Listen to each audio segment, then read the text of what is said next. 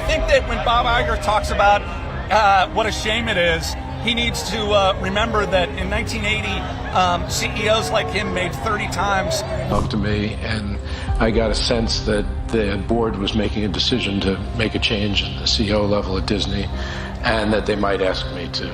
I mean, you know, the original cartoon came out in 1937, and very evidently so. There's a big focus on her love story. With a guy who literally stalks her.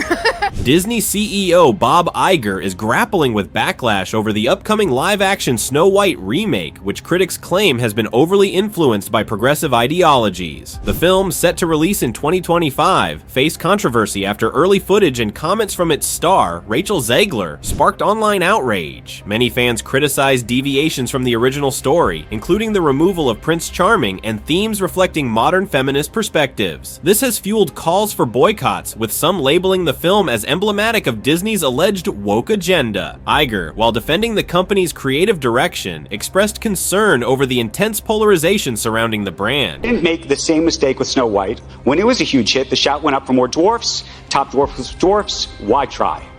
Right now, we're not thinking about making another Mary Poppins. We never will.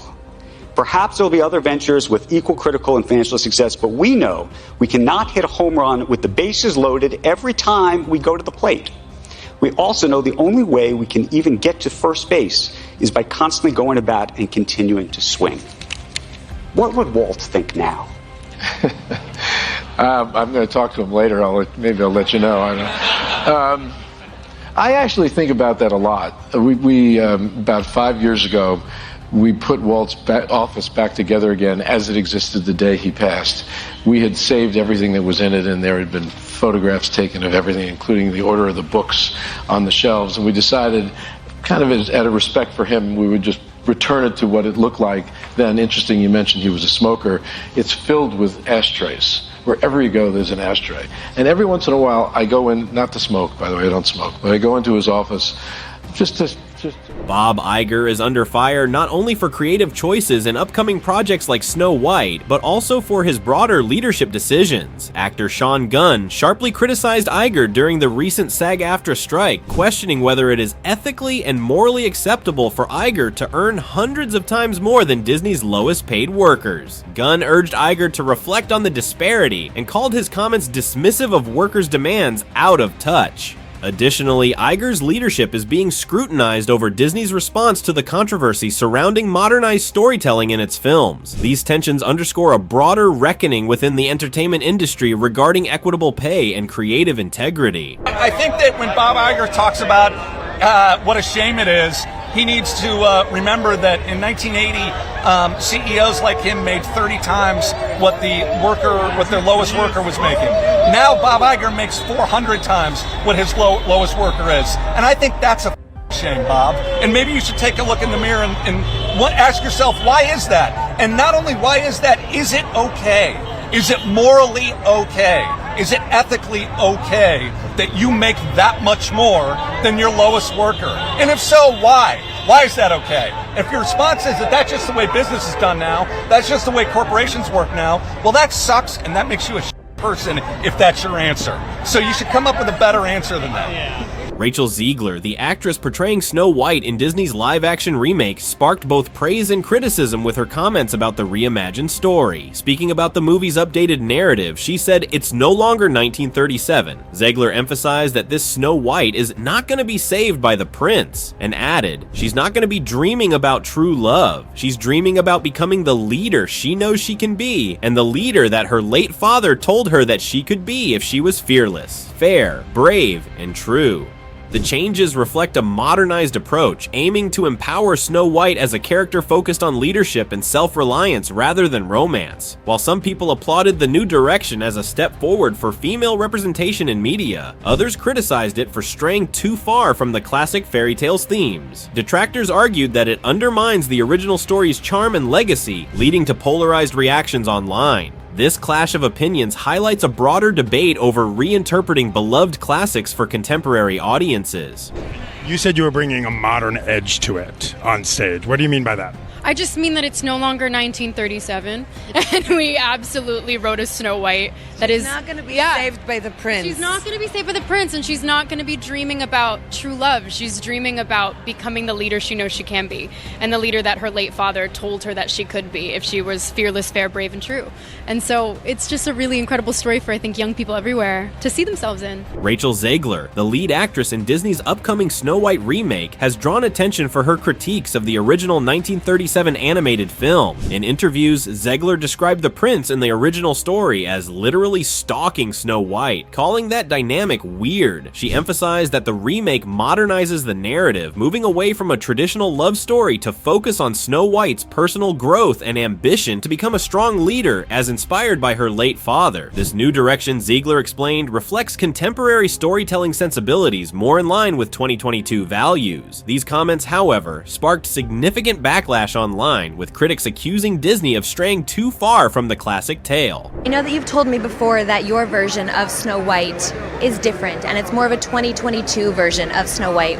What did you mean by that? I mean, you know, the original cartoon came out in 1937, and very evidently so. There's a big focus on her love story with a guy who literally stalks her. Yeah. Weird. Super weird. So we didn't do that this time. Businessman and podcaster Patrick Bet-David recently criticized Disney CEO Bob Iger over the Snow White remake controversy, warning that the company risks alienating a generation of loyal viewers. Bet-David highlighted the potential long-term damage to Disney's reputation if it continues making decisions that many perceive as overly influenced by ideological agendas. He suggested that such actions not only divide audiences, but also erode trust built over decades. His comments reflect growing concerns about Disney's ability to balance modernizing its content while retaining the magic that has historically resonated with fans. And just put that one up there. You were just on it right now. Okay, so I'll read it. Rachel Zegler, critical remarks regarding the upcoming live-action Snow White remake have triggered concerns about potential damage to ticket sales. The 22-year-old actress faced backlash for her negative views on the original 1937 film and the prince character, which she labeled a stalker.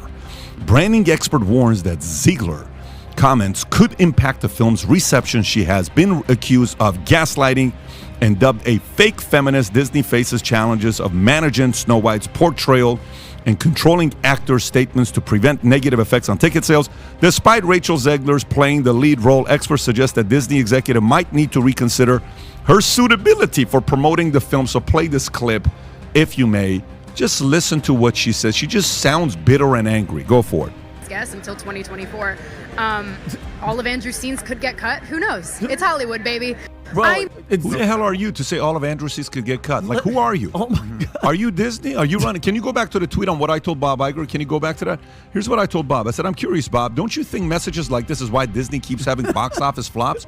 I've read your book, and I have. It's a phenomenal book. It's Ride of a Lifetime, I think it's called. Great book. I had our entire company read the book. You're a smart CEO. Mm-hmm. I'm not sure I'm convinced you're okay with this.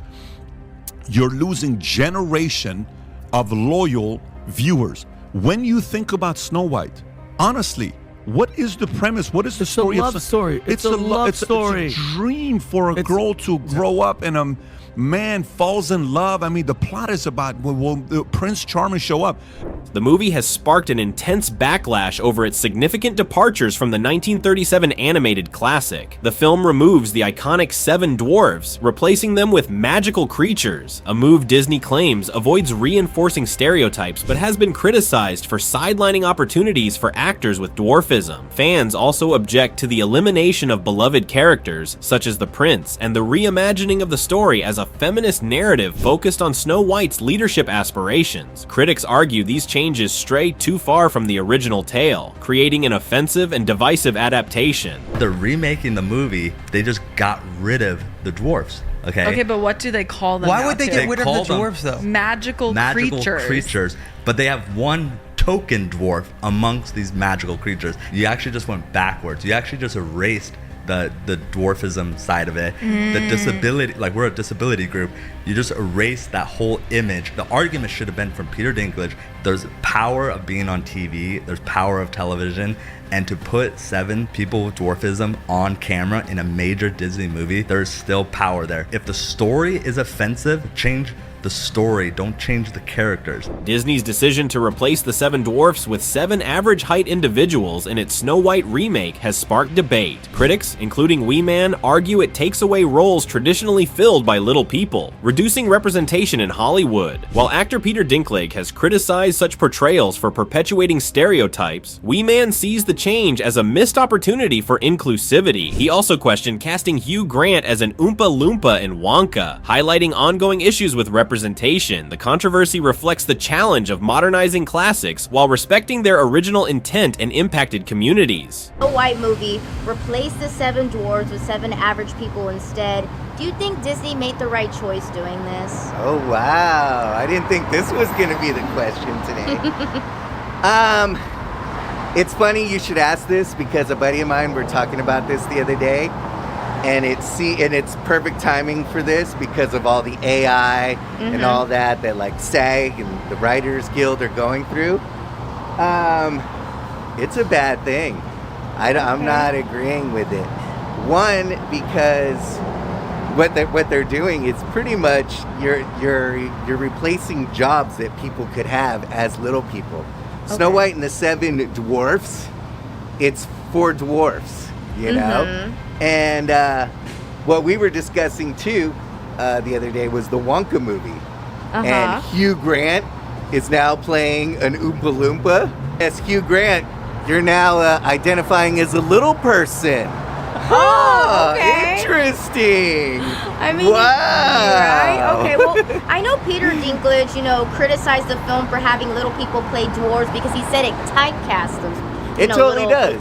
It does? Okay. Yeah. But then on the other side, people are saying it, like what you said, it's taking jobs away. So, how are you feeling about that?